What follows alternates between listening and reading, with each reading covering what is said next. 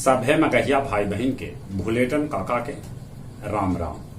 आथिन मगहिया खबर में सुनथिन देश दुनिया के खबर। नवरात्रा के आज चौथा दिन है। भक्त सभे करतन माता कुष्मांडा के आराधना। सेवानिवृत्त लेफ्टिनेंट जनरल अनिल चौहान के बनावल गेल CDS। कांग्रेस में अध्यक्ष पद ले हो सका है शशि थरूर और दिग्विजय सिंह के बीच मुकाबला। लता मंगेशकर के 93वीं जयंती पर अयोध्या में लता चौक के कैल गेल उद्घाटन। पन्ना के खादान से भेटाइल है कैकनगो हीरा। विश्व धरोहर में शामिल हो सका है बराबर आओ नागा अर्जुन के गुफा। 1 अक्टूबर से ट्रेन के समय सारणी में हो जाए परिवर्तन।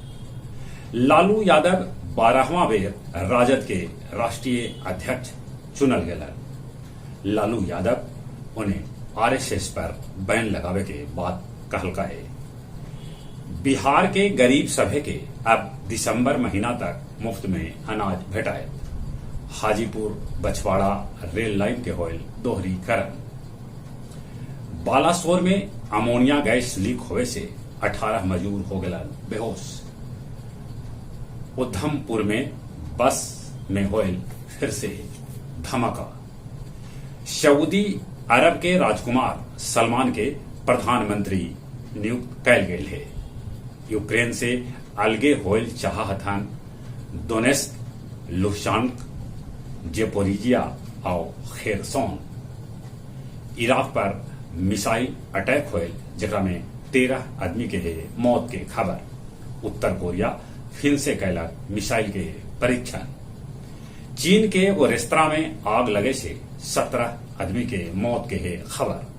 अमेरिका के फ्लोरिडा में तूफान से भारी तबाही। शहीद भगत सिंह के 115वीं जयंती पर शहीद भगत सिंह यूथ ब्रिगेड परिवार कैलक रक्तदान। डोभी में बालू लदल 4 गो ट्रैक्टर पुलिस कैलक जब्त। डोभी के निमिया टाण में 2 गो लैकन के चुरावे के कैल गेल सफल प्रयास। बाकी चोर हो गलन असफल। अब कुछ खेल के समाचार।